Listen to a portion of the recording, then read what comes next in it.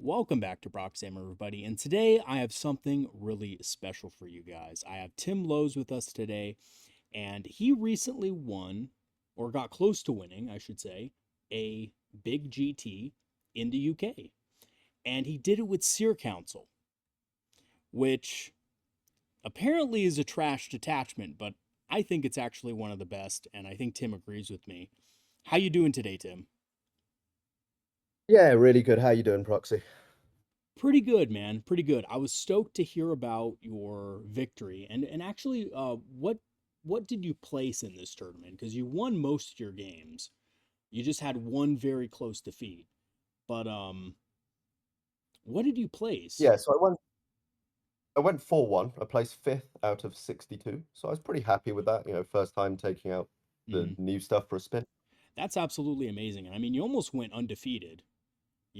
So and we have seen Seer Council go undefeated at other GTs, which is crazy, right? Like, who would have Yeah. thought Seer Council, the detachment everyone was kind of bewoing and saying it was terrible, is actually possibly one of the best?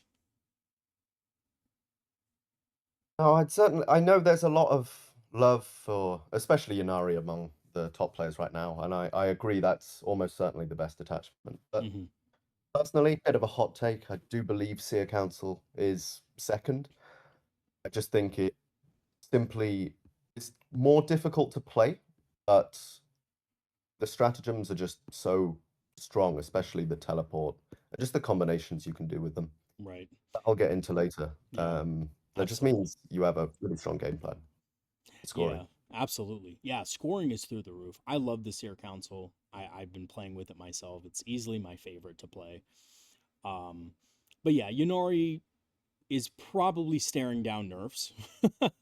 So after they get nerfed, we'll see maybe Seer Council be on top because I don't think Yeah, anybody's really thinking about it, but we'll see. I mean, there are very few of us that have taken. I think it's only two of us that have taken Seer Council to our GT. It's me and James Kelling. Um, yeah, I mean, it's I played Ulthway in ninth. That's kind of where I started. So obviously, I haven't really been able to break out a lot of my psychic stuff in 10th, but now this detachment comes out, I got to try it. Yeah, And yeah, I really like it. So it's really fun play style as well. yeah, absolutely. It's cool because the detachment feels like you're using psychic powers. Like every stratagem is kind of like a psychic power. You have to measure to a Farseer or a Warlock or, a Psyker that you have, and it kind of feels like you're using a psychic power, which is kind of cool. Definitely a really cool detachment. Now you went 4-1. You had some tough games. Um, let's go through your list because I have here on the screen your 5 game record, and you had some pretty close games. A very narrow defeat against Sisters. We'll go over those in just a second. But let's go over your list. So I have your list right here that you used for the tournament.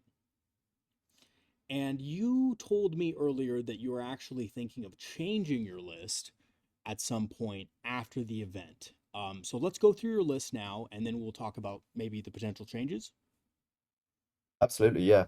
So it I've seen a lot of people have messaged me about how they're surprised that I'm basically running spam Phoenix Lords and stuff. And yes, I took 5 Phoenix Lords out of the 6. Hmm. So Baharoth, Fugan, Janezar, Azaman, Eldra not Eldra, but and Lycus. Yeah. Yeah, so those 5. Lycus was my warlord, because just for the possibility of the secret mission command insertion, she's really great for it if you Right. do get an opportunity to try that. But yeah, so basically, my game plan revolves around the teleport in the Seer Council. So the big unit, the really threatening unit, is Fugan plus 10 Fire Dragons. And I actually probably advise against this unit in most detachments, but in the Seer Council, you kind of have a game plan that is perhaps less aggressive than that would be of Warhost or Aspect Host. Hmm. So And you have yeah, things like Sorry. Oh, I was just gonna say, I think the interesting thing about that is, you don't have to spend points on a wave serpent in Seer Council for this unit. Exactly. Yeah. Yeah. I mean, with what I'm doing is I can teleport them about, and I've taken the fire pike on the fire dragons, just so I can get that melter range when I teleport in. Right. That's And smart. also, obviously, Fugan gives everyone extra 6 inches range. Doesn't the normal fusion the normal fusion guns still aren't in melter range, unfortunately. But it's still usually enough damage to put down anything I want to shoot at. That's pretty tough. Hmm. Um, so yeah, we kind of revolve around that unit, and adding into that maneuverability, I take Baharoth and the Hawks, and so they deep strike 6 inches, and they can do some mortals when they come down, a bit like a mini grenade, 5d6 each 4 up. They take mortal, and it's really nice in Seer Council because Baharoth, firstly, it's a nice scoring piece. It's expensive for a scoring piece, but it does score well. And then when you need it to, it can drop into a small gap and clear out some screens. And that can be absolutely crucial when the next turn you might have a go turn of, Jane Zar, Fugan, Lycus all hitting at once. Right. So kind of what I'm doing is I'm forcing my opponent to screen out their deployment zone and near their natural expansion. You got to screen it out pretty much perfectly. But just because I have so much stuff that can just come down. Yeah, absolutely. Lycus is moving 26 inches if you want to. Yeah. Baharoth can deep strike 6. I think that's really interesting, actually, because that's an interaction I don't think a lot of people have picked up on is, you know, not just in this detachment, but I think any detachment really that has some sort of, uppy downy, even Warhost to some degree. Baharoth can come in, clear something, and then you can follow up next turn because, your opponent can't really do anything about him, right? Like 6 inch deep strike, it's not foolproof, but if your opponent is spread thin and you're able to take out some of their assets, they're just not going to be able to keep it up for long. And I think Seer Council Absolutely. really comes into play in the late game as well. Its main strength revolves around, playing a little bit of the, kind of trading game in the beginning, wiping out some stuff that your opponent is using for objectives and screening, and then hitting hard, like you said, with those big units, those units of dragons. You have a unit of Wind Riders in this list, which can hit pretty hard too, especially with Ignores Cover, just built in. Um, which let me ask you about that actually. Do you attach the Warlock Skyrunner to the Wind Riders or no? You just keep them by Yeah, themselves? I have one Warlock Skyrunner with the Wind Riders, just because, with cover's so easy to get in 10th. Right, It can basically cut their damage in half if they're, on a 2-up save, something like that, and they have cover. right. Um, so yeah, and also obviously I have a lot of psychers in here, being the Warlock Skyrunners, the Foot Warlock with Lucid Eye, Hmm. just to hand out those stratagems, and the Foot Warlock and the other Warlock Skyrunner, they're both solo. So I saw it's just so a little action pieces, and also they screen, so pretty Yeah, useful stuff. And the reason why I'm able to play this game of forcing my opponent to screen is because if we're just on one objective each, say take and hold, I'm on my natural expansion, he's on his natural expansion, we're both on our home. No one's on the mid because we can both kill each other off that. But I'm still going to win that game because Seer Council is too good at scoring secondaries. right. Um, my lowest secondary score in the tournament was 35, and I had 240s. So very effective at racking up that scoring from secondaries. And also, I mean, it's not as good as Ynnari at scoring primary, but it's not bad because you have the lone op 18. Um, so you can just stick like a Rangers on a point, which is something I did quite a lot, right next to a wall because this is in on UKTC terrain. Hmm. So right next to a wall, and I can't shoot outside of late 18 because I have the lone op 18. And if they come close to me, I can just retreat back behind that wall. Right. So if they want to try and actually take that point from me, it's quite difficult to. Yeah, They absolutely. can, but then basically what I'm doing is I'm forcing them to expose themselves, which means that I can just, sneak an angle onto them with Wind Riders and just gun the unit down. Yeah. So it's Yeah. just because the scoring is really efficient. Yeah, absolutely. Yeah, I was seeing that you had two units of Rangers, and I actually think on UKTC, and for you guys out there who don't know what that is, UKTC is basically denser terrain. So if you look at the GW footprints, they have walls on part of the footprint, but not the whole footprint. In UKTC, the walls are going to be higher up. They're going to be, more, would you say, covering most of the footprint versus, I GW layouts that don't? definitely It's definitely denser than GW. It's not as dense as like layout 7 on GW, but Mhm. it's more consistently dense. Yeah. So it and there's often a quite a big L section of terrain in the mid. Yeah, It just means absolutely. it's quite easy to stage, but then also it means it's really easy to screen out melee armies. So it's I personally really enjoy uh UKTC terrain. But it just takes some getting used to. Yeah. I've seen some games with that. Unfortunately, every time I try to bring it up in my own gaming group, they just boo it down. I live in the United States, so you know, they just want to play on GW, which is fine. But, it is interesting that different terrain layouts can affect how you build your list. And Rangers being the Absolutely. perfect example of that, right? Like usually, at least from what I've heard from most players aren't going to take two units of Rangers, but because of this um, kind of strategy you have going on and the terrain layout, Rangers are actually better than maybe another unit of Scorpions, right? Like having those two units of Rangers is actually a better game plan than a single unit of Scorpions and like something else, right? I think it's also the fact that Seer Council really favors a defensive playstyle. Because in the end, you can just lock down your natural expansion, your home objective, and just outscore your opponent. Because another really critical stratagem is strat one, or one on the dice when you roll your fate dice, Right. presentiment of dread. Oh yes, It makes your absolutely. opponent either command phase, it makes your opponent take a battle shock at -1. And I mean, at critical moments when it's going to swing your objective, I sometimes put it, I'll sometimes like run a Warlock Skyrunner out. He'll score a secondary, and then come his command phase, I'm going to make him take a battle shock at -1 because it's just bonus at that point if I'm scoring. And if I'm spamming that all the time, which I am, I probably use that stratagem 4 times every game. Yeah, it's really powerful. Um, that's usually denying or scoring me. It's probably an 8-point swing on average, but depending on which primary and Absolutely. everything. But Absolutely. Against yeah, most units, yeah. especially Yeah. Unless it's like a leadership 5 unit, and then you're probably a little bit harder pressed to do it. But yeah, against most armies out there, you're going to do yeah, great on that.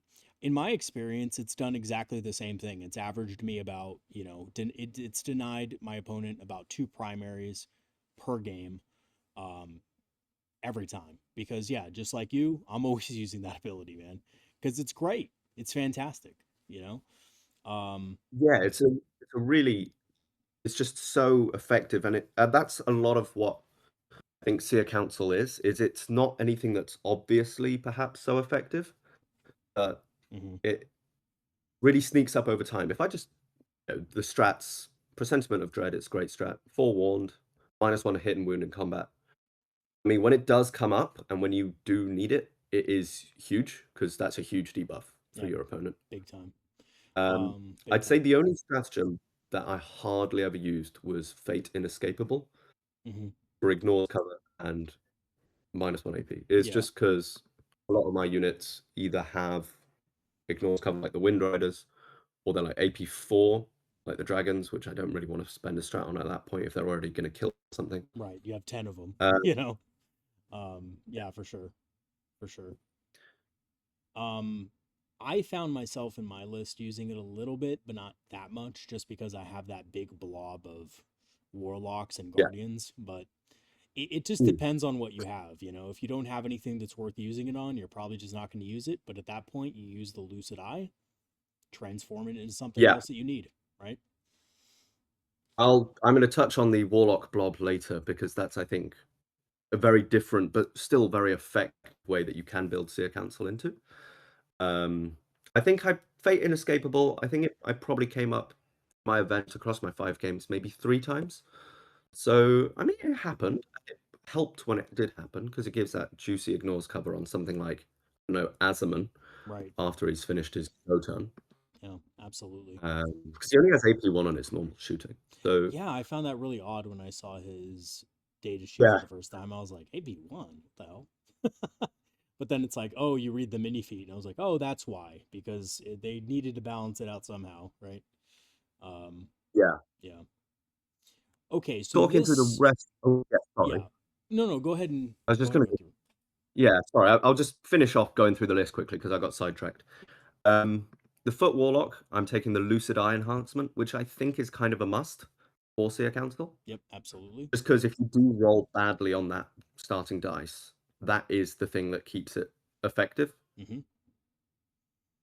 Otherwise, if you're playing against World Eaters and you roll mostly sixes for low op 18, yeah,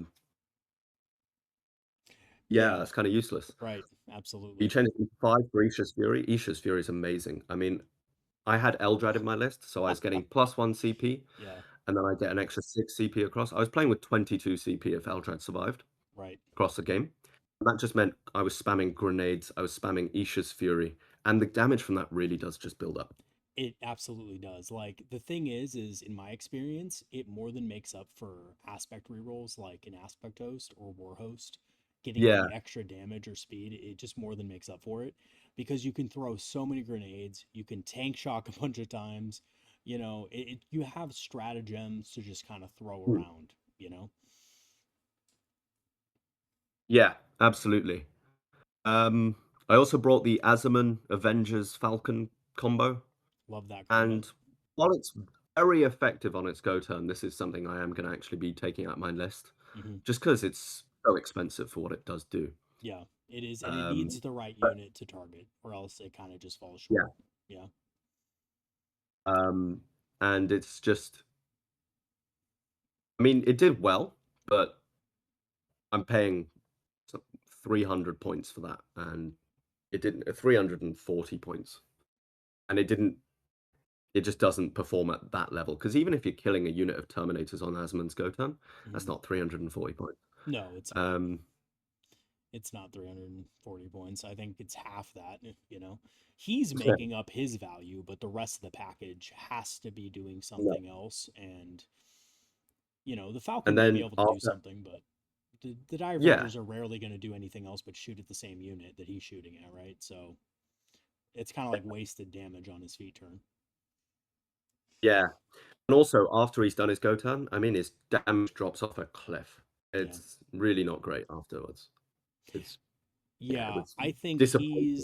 There. he's probably better suited for something like Warhost where you can consistently have a damage buff that's meaningful on him. Mm, You yeah, know, like being able to ignore modifiers or being able to get lethal hits is probably something he yeah, needs throughout the absolutely. game to keep value. So yeah, I agree with you. I think that that unit combo is it's decent in every detachment to some extent, but it's not optimal in some detachments, and I think this is probably one of them. Yes, I would agree. Um, but yeah, basically, this is my list. The last thing I didn't touch on is Guardian Defenders. I'm going to be swapping these guys out for Storm Guardians. My You know, original thought is yep, I'd bring I had the same Eldrad thought. out from behind a wall Yeah. and the Bright Lance, and then I Doom, shoot the Bright Lance, and then when I get shot back, I could just freely retreat back behind the wall. Hmm. But I mean, it didn't come up that much. I mean, Doom came up sometimes, maybe twice a game, and it's useful when it comes up, especially with things like really makes Wind Rider's punch up. Actually, Wind Rider's not so much. I actually found myself using it on the dragons quite a bit because Hmm. if you're winning on fives, Right. it's only a 55% chance to wound on a 5 with a reroll, and if you wound on a 4 with a reroll, that's much better. Yeah, So if I absolutely. need to kill something, I often ended up doing that. Yeah, agreed. But before my GT, I played about, I think, 12 games with this list um, before the GT. So I got a decent amount of practice in, but definitely changes I have made ever since, and I'm going to be taking this new list next week to a 100-player major in Birmingham. Nice. So yeah, I wish you luck in that. Yeah, I think the Storm Guardians will thank perform you. better. I've actually found that they perform better for me. I was weirdly running two big blobs, and the Guardian Defender squad was just wasted points. I felt. Um, if Yeah, you already have Storm Guardians, it's like there's no real point. Storm Guardians give you the sticky and- objectives. They give you extra Overwatch. They give you a little bit better combat when you do need to throw them in combat to like overwhelm an objective for OC purposes. They're just all around better. They're more durable with the 5+ invul, right? absolutely. Yeah. I in my practice games since I've changed to Storm Guardians, and the other change I made is I changed the Falcon, Aziman, and Avenger combo for an Autarch, 10 Reapers, and the Nice. Autarch gives them free teleport or free loan up. Yep. Love that. And then also I took an extra Warlock on foot and an extra Warlock Skyrunner just for extra screening, extra scoring, extra chaff. I mean, the Yeah. scoring's just off the roof. Oh, And I absolutely. think the list, Yeah, in my particular list, I have two warlocks on foot, and one of them I just like to put right where I can just every time something moves within 9 of it, it's just fury, free damage. yeah, And it's like they can't use indirect on them because I'll just pop a strat to just make them immune, so they have to yeah, take it. It's hilarious. Okay, so you have a revised version of the list. I'm gonna go ahead and show it right now. Um, yeah. Maybe talk your way through the changes and just kind of explain a couple things. You said you had, and I see here you have the Autarch with the Reapers. Um, you have the extra Warlock on foot. Were there any other changes? Extra Warlock on bike, extra Warlock on foot. I'm just gonna. I think with the what I sent you, I didn't actually include War here. I'll just run through that quickly. Sure, yeah. Um, all the Warlocks running Singing Spears, they do not want to get in melee, Yeah, no, they don't. and that's just a bit of a bonus. It actually came up a few times, and it's quite a nice combo. You can have the Warlock Skyrunner joining the Wind Riders. The Wind Riders here have Shuriken catapults. Sorry, not catapults, cannons, Right. and because they have the reroll hits, that's quite a nice Overwatch. And then also if you can get the Destructor in range, especially if it's buffed by another nearby Psyker. Hmm. And then what you can also do on top of that is also hit them with Isha's Fury. So that creates like a really nice little Overwatch threat. Yeah, absolutely. But yeah, new list, Guardian Defenders for Storm Guardians. And I added in the Reapers. And the Reapers have been performing really good because I can just loan up them. I can teleport them for free, though that doesn't come up very much. It just means they just dominate a shooting angle. And they're very difficult to interact with. Yeah, they are. The Reapers are very strong right now. Insanely so. I actually found myself looking on eBay, scouring eBay for more Reapers, but I can't find any. And it's like, I was damn. very surprised to find 5 in my local Warhammer store the other day. Yeah, nice, nice, nice find. Honestly, yeah, because I've I was been just like looking hoping, everywhere. but I was not expecting it to Yeah, get them. yeah, But I'm running a missile launcher on the Reapers. You can run the what's it called, the Tempest Tempest. launcher, Yeah, but I just don't think it's I think the missile launcher effective is on a. probably better. I think adding Yeah. that extra missile shot's probably just worth it to do. You know. It's what the unit wants to do is just sit on a line, kill heavy infantry, and it can threaten tanks. And the missile launcher really helps with that. Yeah, absolutely. In this list, you kind of have stuff that can get around to kill squishy targets behind terrain anyway, so probably don't need it. Yeah. On the warp spiders, I'm running the twin power blade array, and Nice. part of this was to go with Lickis, so you have that nice melee threat because Power Blade Array. I don't know what GW was doing when they made that profile. It's It's insane. nuts. Yeah.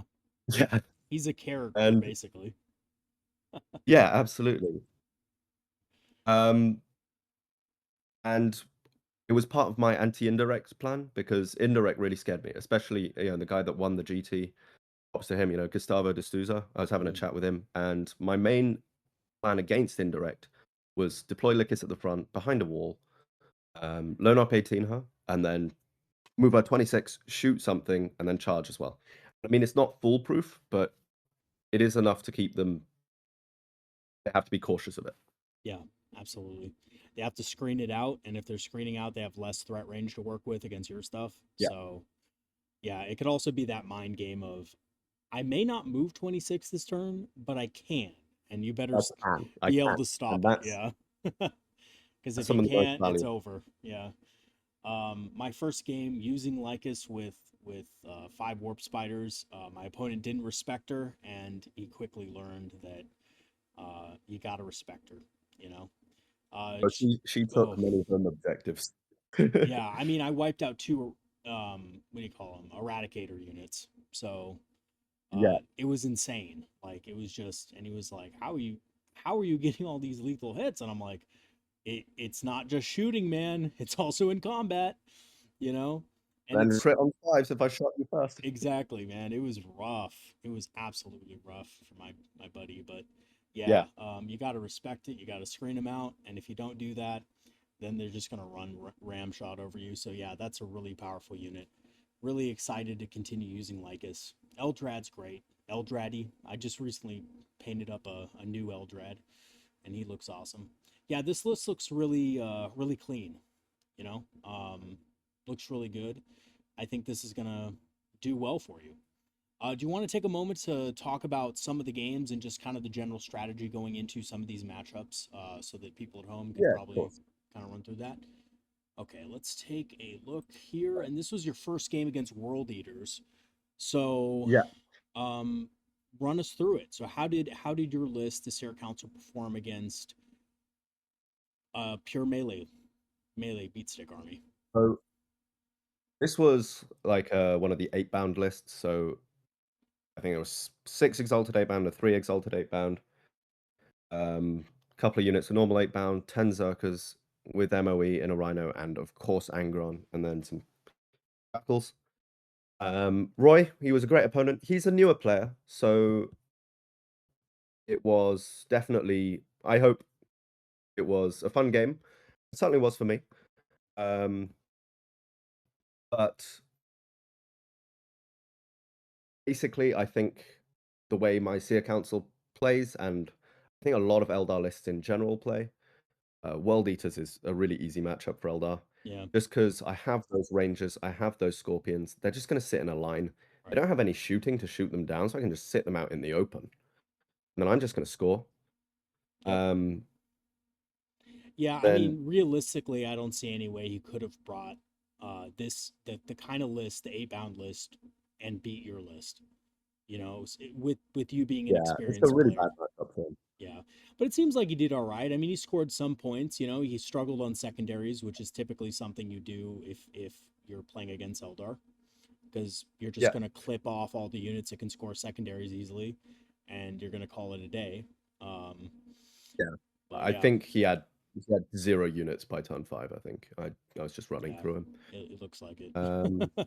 Well, they achieved blood for the blood god, so in a way they yeah, succeeded. and that a secret mission as well because Nice. I was Yeah, just I like, saw oh, that. it's not scoring's not going too great. Just because Tier Council can score secret missions really well. So I have Right. 2 main ways of doing it. One is Lycus, who is my warlord for command insertion. Then the other one, I forget the name, but it's the one where you get your battle line into the enemy's deployment zone. And Yeah. I have Eldrad with Guardians, and I'm just going to teleport them there. Yeah, absolutely. Yeah, just teleport him in the backfield. Just like I'm good, right? Yeah, Like, yeah, absolutely. That's cool. Yeah, there's so many ways to win with that detachment. I was super bummed when the index was and they capped the secondary score or the primary scoring of secret missions when we had our index. I was like, man, this is going to be so much harder to get value out of this, which is the single autarch way leaper, you know? But now that we have so many Yeah. different tools to score different, secret missions, it's really good. It's great again, you know? Okay, Yeah, let's actually, talk. Wind Rider Yeah, is nuts for that. Wind Riders. Yeah, because they're battle line, so you just move them 16 or and advance them or whatever into the enemy deployment zone, or you can uppy Oh, downy them. It's yeah. I didn't know they were. Well, you're talking about Wind Rider Host, right? Yes, yes, yes, yes. Okay, yeah, that's what I thought. Yeah, absolutely. Oh yeah, dude. In Wind Rider Host, it's like so easy to score that those secret missions with the jet bikes. My God. Yeah. All right, so that was your first game. Good warm up game. Yeah. Your second game was a defeat, but it was a close defeat against Sisters of Battle, the Bolter bitches. So Yeah. talk me through that because you scored really high, but he just scored one It point was a more. really high scoring game. And I was up against Matt. He's a great player. He was a great opponent, and he's a great player running a not great army. Um, Obviously, Sisters are one of the lower win rate armies right now, and Right. Penitent Host. It's if you don't know, it's the melee rush. So we had 20 Arcoflagellants, 23 Arcoflagellants, I think 20 Repentia.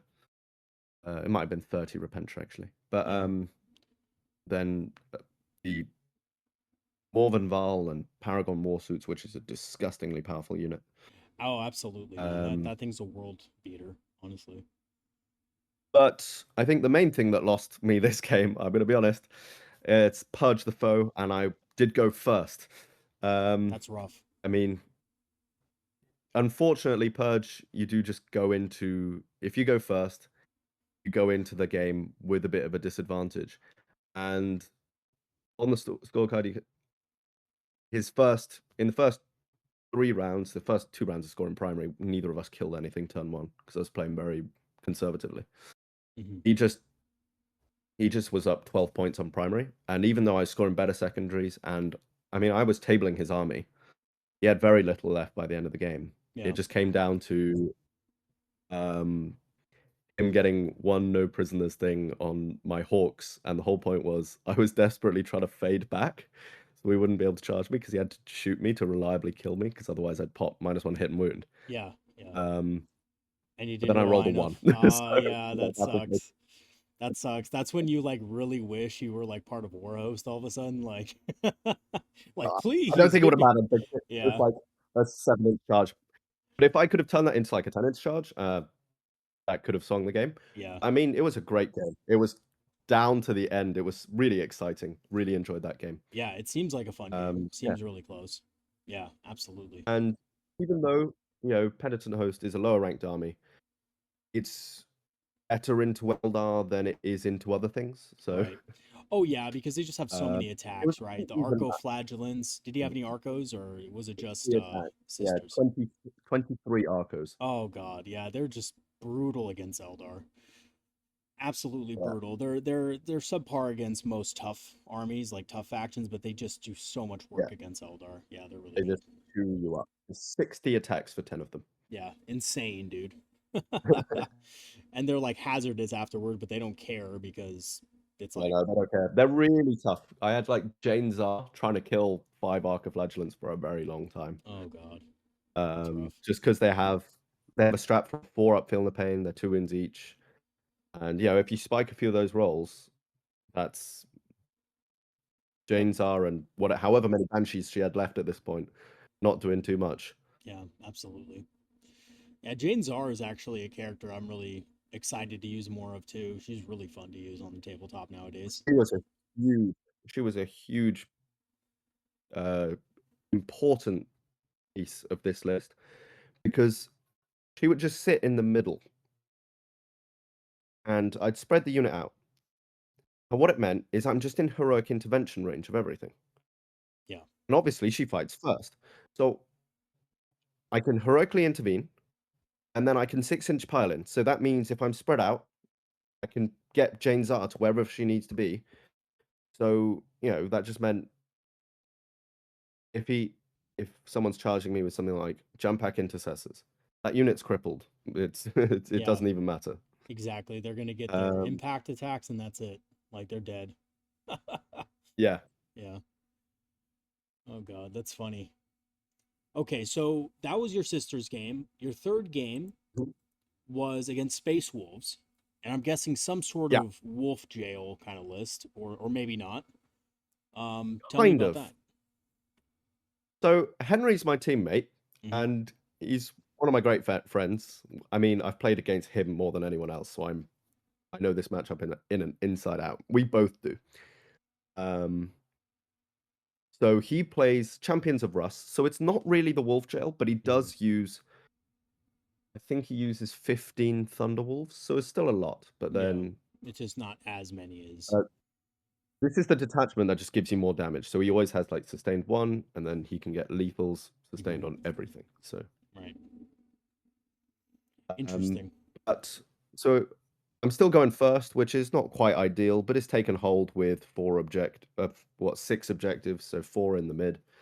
So I'm always going to be. I'm most of the time scoring my natural expansion. Um, and this is where uh, so far it's just melee matchup, melee matchup, melee matchup. But again, Rangers and Yeah. Scorpions just really pulling that way here. Well, I mean, we're But in also a just a very melee, um, meta yeah, basically. So it makes sense. Everybody's running definitely. melee. It's like, yeah, it's really strong in Pariah Nexus. I mean, that may change in the next expansion, but for now, Yeah. it's going to be really powerful. Um, and a big thing here is these two Thunderwolf bricks coming at me, one from like the middle, and then one from my left flank. Hmm. So um, obviously, being at this point, uh, dealing with them is a bit difficult. 'Cause they're really tough, right? Right. So basically, what I did was I just dropped Baharoth on one side, the secondary. Uh, and if he left them alive, I was going to take his natural expansion. So we had to crash one Thunderwolf brick into them, basically diverting it, Yeah. while my Fugan teleported to the other side. And then mixture of Fugan and the Wind Riders killed the other brick. And Nice. then I move blocked the brick of Thunderwolves that just killed Baharoth from coming back. So I basically just managed to control the scoring. In the end, I've basically tabled him. I've lost a lot myself at this point, but Hmm.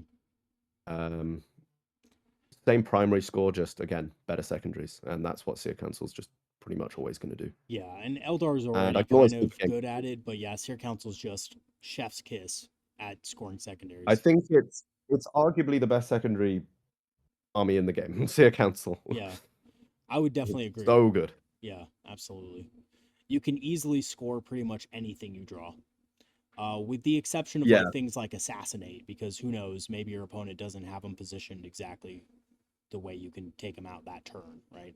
Like if you draw it turn one, like you did, like it's going to be pretty hard. But yeah, other than that, though, you can score pretty much anything.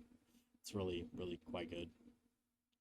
yeah. My turn one secondary scoring was 0. So Yeah, yeah, I saw uh, that. That's why I joked about that. Yeah, because honestly, sometimes I'll be like drawing and it's assassination and bring it down, and I'm just like it's on turn one. I'm just like, all right. I mean, I guess that sucks. I guess I'll have to discard one to see if I can score anything, you know. But yeah, yeah, it's just that's the luck of the draw sometimes. So you had your game against Henry, which was yeah. close, and then you had a game against Robert, who was playing Eldari as well. And this is interesting because he's playing Ghosts of the Webway, which a lot of people were saying Harlequins. was, yeah, exactly, the Harlequins, which is the quote unquote counter to other Eldari builds, but it looks like you kind of took them to town. Talk a little bit about that. Like, what Yeah. happened?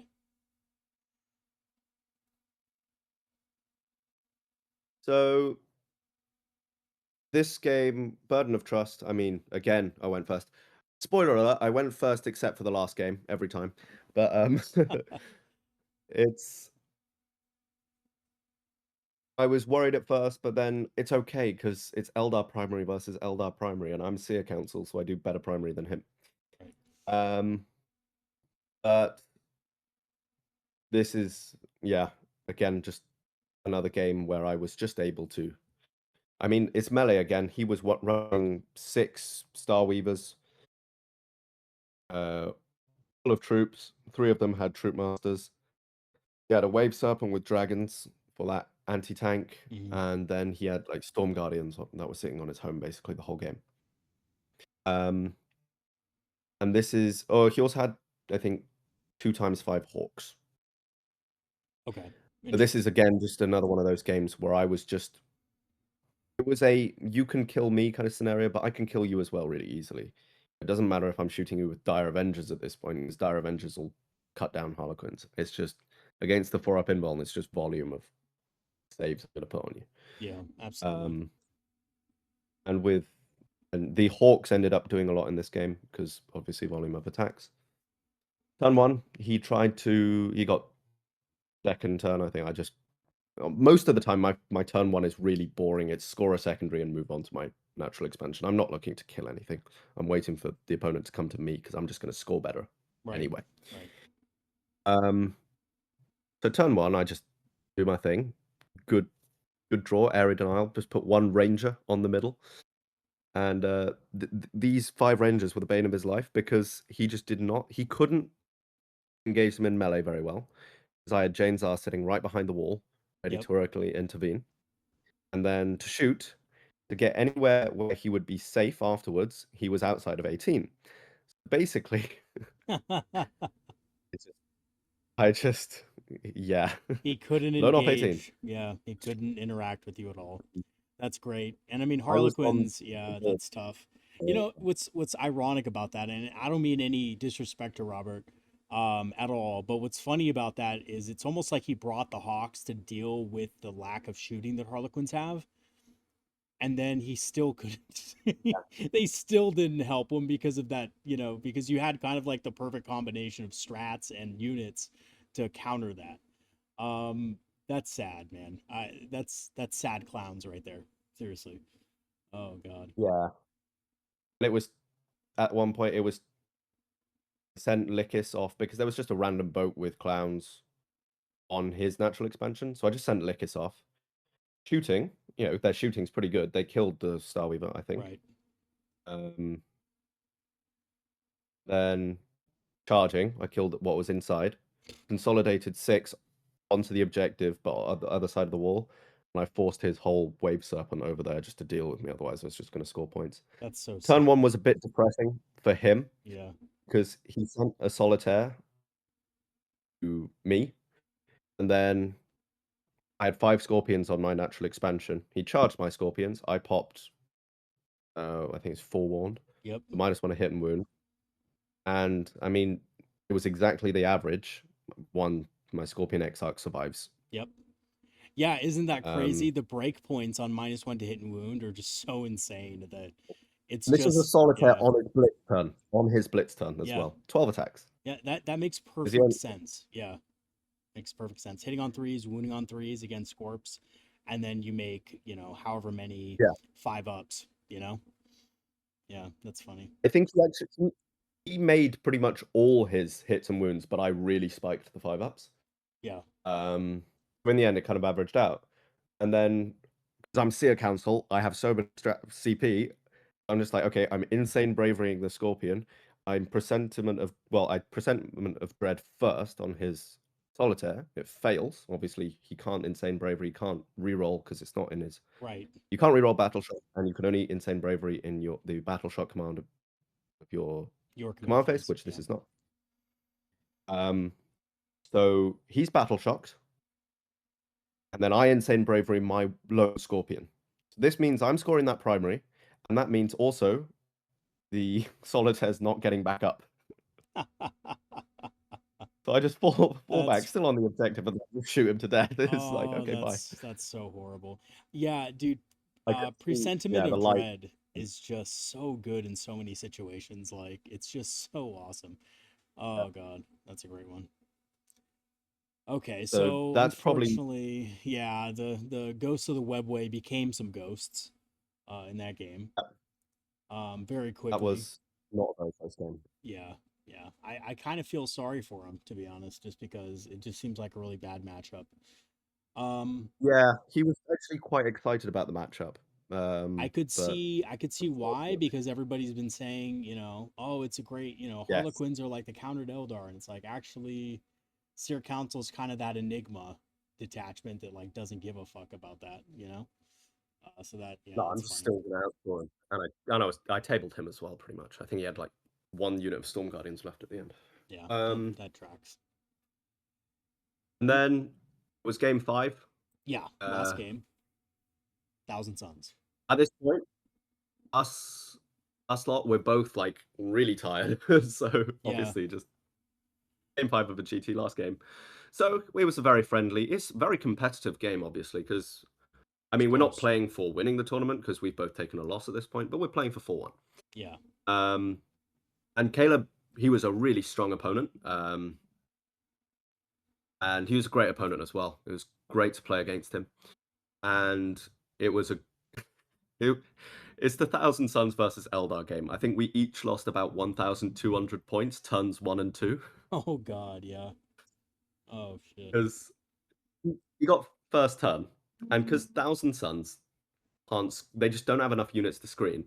He was like, and he knew that if he kept Magnus where it was, Fugan was just going to come in, and the math says that Fugan blows him to death. Yeah. So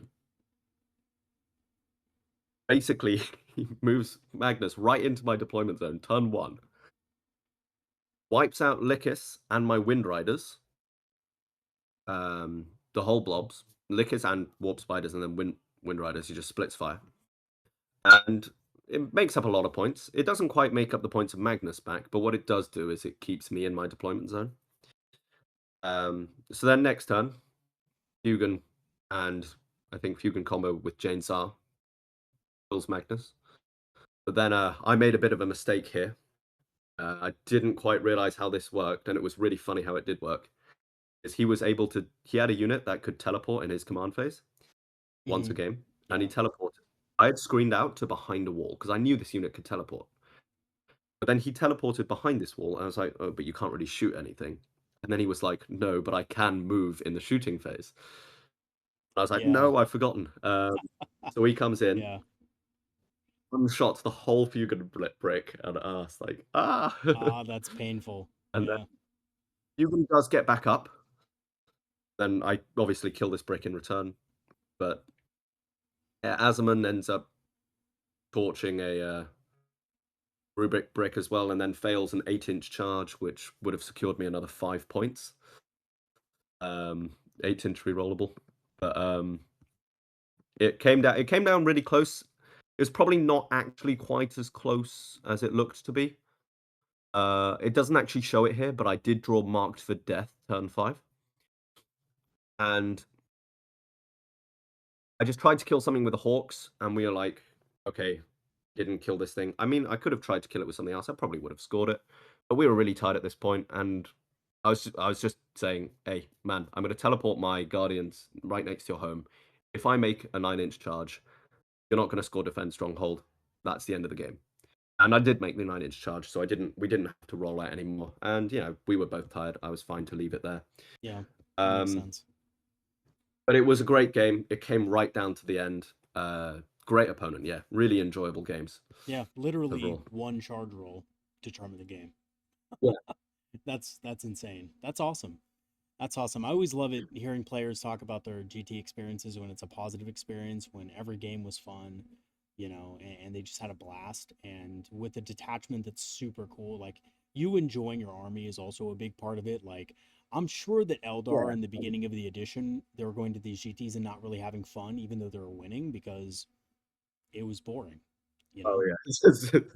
it was incredibly Yeah. boring to play. Like no one, it was boring to play against, boring to play with. Um, and yeah, it's cool that we have this new codex where there's so many cool tools, so many interesting interactions that we get to kind of play with. And Yeah, 100. Seer Council's like the epitome of that, which is like so insane, because like everybody saw the detachment review or whatever the preview GW gave out, and they're like, oh, extra stratagems, that's not that good. And then of course, you see it in the full context of the codex, and you're like, oh, this is super I strong. did not.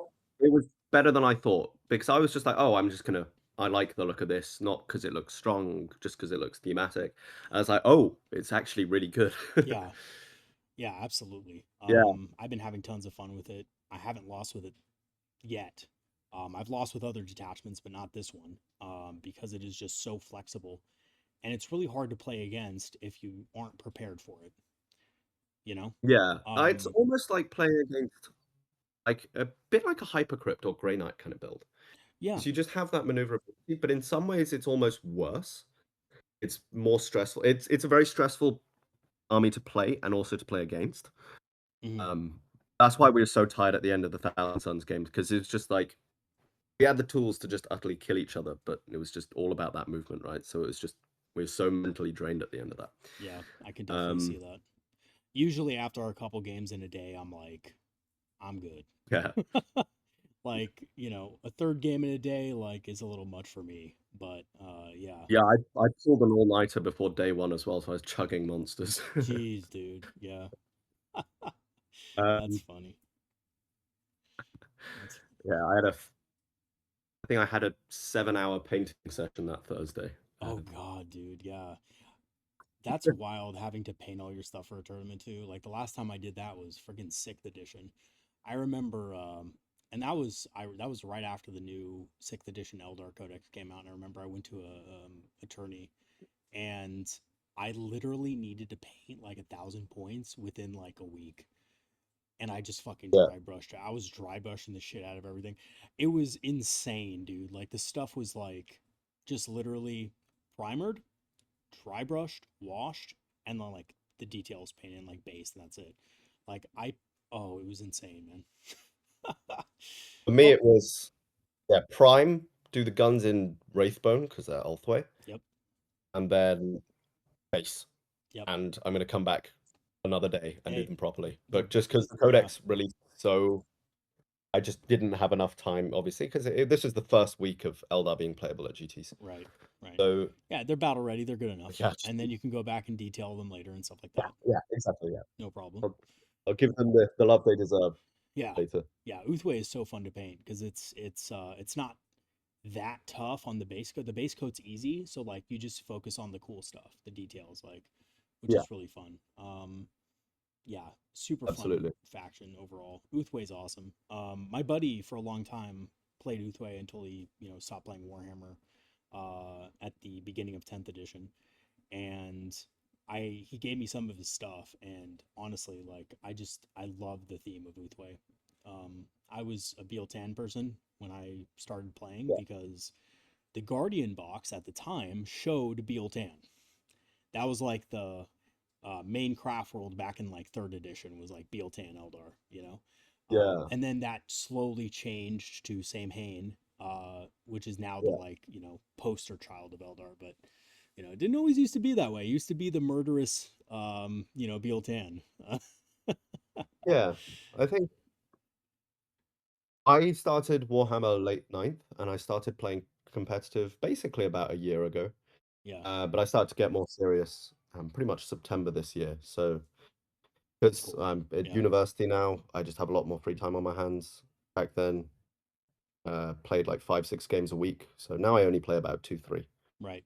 Um, Yeah, that's kind of how it was for me in the too. index, Yeah, it in the index was. day, me and my friend were playing this like Wraith Knight Avatar of Cain Triple Prism. It's blowing everyone up. But Oh yeah, God, that's insane shit, dude. Well, I know you weren't around for sixth edition, but let me tell you, no, it was of Wild West, and the Eldar were undisputedly one of the most OP factions, not only in the game at the time, but of all time. It was so God, insane. So I brought a list that was just kind of Highlander, like one of everything, because that's all I had at the time. And yeah, I didn't even have a strategy for the list going into the tournament. I had everything painted. It was at my local store, and I was like, I'm going, right? I won every game by turn three. It was insane, and people were looking at my. It's like, man, Eldar are so cheesy. And even in my last game, going against a guy who's funny, I went up against this guy who I've played a lot in the past, and he used to beat the shit out of my Eldar, and he got tabled in 3 turns, and he just looked at me and he was like, "Damn, this this new Eldar's tough," you know. I mean, he didn't say it was cheesy or anything because he's a good guy, but um, it was assumed that yes, it's the new codex that's so over the top, you know. And God, Yeah. I had that experience, and that was kind of jarring for me in sixth edition. I can't even imagine what it was like going to a GT, doing that 5, 6 games in a row with Wraith Knights, where you're just saying, "Yep, see you, pick up your army, goodbye." Just I couldn't Overwatch, stand it. now your army is dead. Yeah, exactly. Like my turn, your turn, you're dead. Goodbye. Like that's it. Yeah, I felt bad that's using a cool. Wraith Knight in a casual game with my buddy because I was just, fucking around trying the new units out. And he was, oh Yeah, God, he was so upset, man. He was with Dark Angels.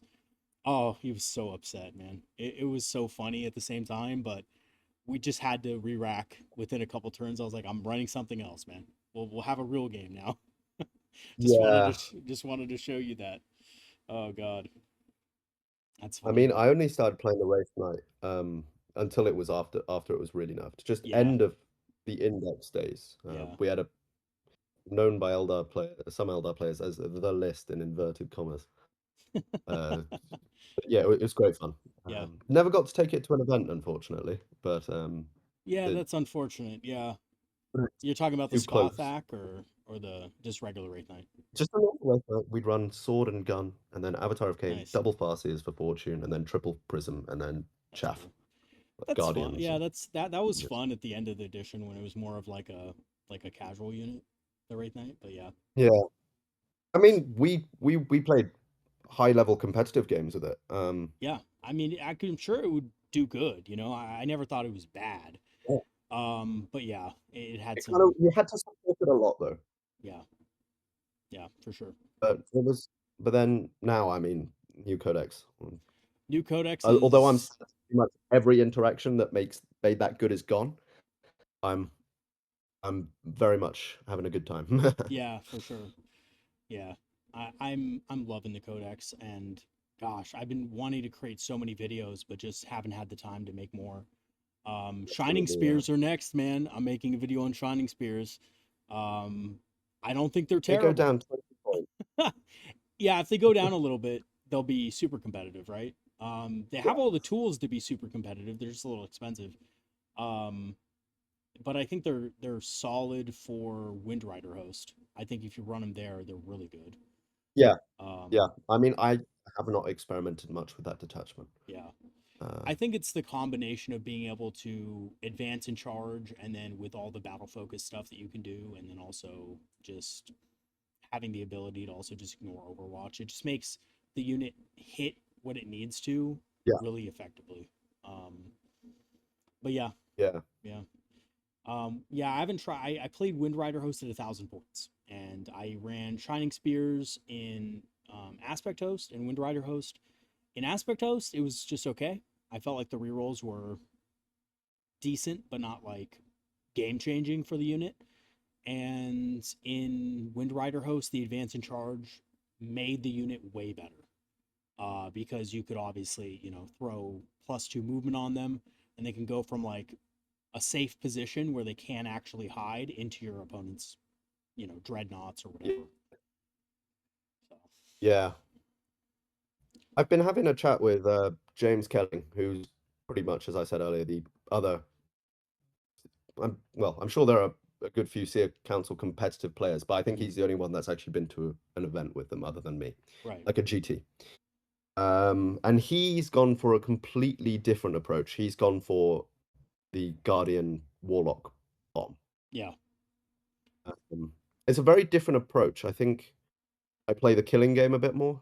He might even he goes more into the primary game. Yeah. And I think both are really viable. But I mean, I'm just enjoying how many options there are. Yeah. Seer Council, I think, has some of the best options, and you don't have to. necessarily invest in transports with the detachment. And that's what I like about it the most. You can No. concentrate on the infantry, you can concentrate on the interactions that you have with the special rules that your, army gives you, but also Yeah. that the units have. Um, and the possibilities are really endless. Like I was running Storm Guardians with Eldrad, and I was having a lot of fun with that because, like James is probably, probably told you, it's really good because you can use that unit Oh, to absolutely. teleport to a primary objective, and then your opponent can't shoot at you outside of 18. And also, if it gets in combat, you can -1 to hit, -1 to wound, and then you can And presentiment then of teleport dread out of combat. and then teleport out of combat. Yeah, all in the Yeah. same couple of turns, or in the actually in the same round, which is insane. Yeah. Yeah, it's like what the hell? You can score primary and then get the fuck out of there at as well and get to do it again. It's insane, dude. It's really strong. Um, But yeah, yeah, I'm it is a definitely lot of looking at points. I guess yeah, it's still so early days. I think more people will come onto the Seer Council train. I Yeah. think a lot of people are on I think a lot of the top players are on Ynnari right now, but a lot of other players are on Aspect Host Warhost. Hmm. I think they're a lot simpler than Seer Council in how it plays. Yeah, Um, they're very much traditional Eldar transport, hit hard, hit yes. fast, and hopefully survive. But I mean that's hard to And do with Eldar. while that's still like a very viable way, I mean, we've seen lots of uh wins and also um by placings with Aspect Host and Warhost. Absolutely, yeah, I they're think very that good. also does Yeah, they're very good detachments. I don't think there's a single bad detachment in the whole lot. I think there are some that are better than others, competitively speaking, but I think they're all I good. mean, are Like, we counting Armored Warhost? oh fuck, that doesn't exist to me. That's like the the Star Wars sequels, man. They just don't exist. Um, ironically, I think the Codex made Armored Warhost better, but it also made it redundant in a lot of ways. Um, Super Yeah. sad. I was thinking it was going to be like, oh, they're writing it with the Codex in mind, and I was like, actually, no, they didn't. Obviously, they didn't No. because it just doesn't. It's redundant as all hell. Um, God, it was so funny. It was so redundant. I was playing in the index. I was playing Ynnari Armored Warhost. I was using raiders with it because for some reason the Dark Eldar units were benefiting more off of the fucking thing than Eldar transports. Yeah. Wild, yeah, It's just like weird. if you wanted to take an Armored Warhost, if you built a list for Armored Warhost, it would just be better if you slapped Battle Host on it instead. Yeah, it's insane. It's like a one for one trade. It's like, yep, I'm just trading up. I'm just going right to Yeah. Battle Host, yeah, or War Host. I get all the hosts mixed up. There's so many damn hosts in the Eldar Codex, man. There's the Wind Rider host, Yes. the Guardian Battle host, the Wild host, the Aspect host, and the everything's a host. Oh my god, man. That's why I play Seer Yeah, Council. yeah. Seer Council. It's like just Seer Council. It's like Yeah, Giga exactly. Chad Seer Council. Like we don't need a host on the end of it. Absolutely. Um, that's cool, man. All right, man. Well, I'll end it there because I could talk all day, Yeah. and Yes. especially about Seer Council. I just love the thing. I'm gonna have more videos on it coming soon, and whenever your Yeah, next absolutely. tournament is, when you go to that super major, let me know. We'll do another one of these things where we talk about the results. Yeah, sure. Because I'm really interested. It's my favorite detachment. It's the one I thought was just immediately going to be the strongest. Not the strongest, obviously. Other obviously the Ynnari is just to the level of kind of broken. But you know, It's certainly very strong. yeah, it's very Yeah, strong. I the think it has Ynnari. bad matchups, like for sure. The Ynnari has bad matchups that are keeping it from Yeah, like dominating too hard. But like it has some matchups where like opponents can't do anything against it, and I think that's toxic. yeah. It's like, yeah, good game, shake hands at the beginning because whatever you do, I'm gonna counter it easily and then just score Mm, primary at the end. But anyway, yeah. but When yeah, you just can't let's shoot. Yeah, exactly. Or you just can't shoot anything, and it's like, I'm playing Tau. How do I deal with this? Well, get everything Yeah. engaged in melee and hope you roll 5+. Oh God. All right, man. Well, I'll let you go. Thank you so Great to much talk to you. for coming on. It's always good. I always like hearing your opinions in the Discord as well about stuff. I think you have a very metered and measured opinion about a lot of stuff, which is refreshing. So thank you. For all you guys listening out there, join the Patreon. You get free access to the Discord. You can talk to people like Tim, me, and we have a lot of other cool players on there as well who love talking about Eldar strategies and tactics. I'll leave the link in the description for that. It's totally free, by the way. Free trial. Sign up for it. Make sure you cancel it, and then you can be on the Discord. I also have a channel store page. You can grab some, Eldar inspired apparel for a discount. I have a discount on there. Check that out. And then I'm also an Amazon affiliate, so you can check out that link for some discounted Eldar minis. And thank you once again, Tim. And I'll see you guys next time. Have a good one, Yeah. everybody. Thanks, Patrick. See you Take later. care.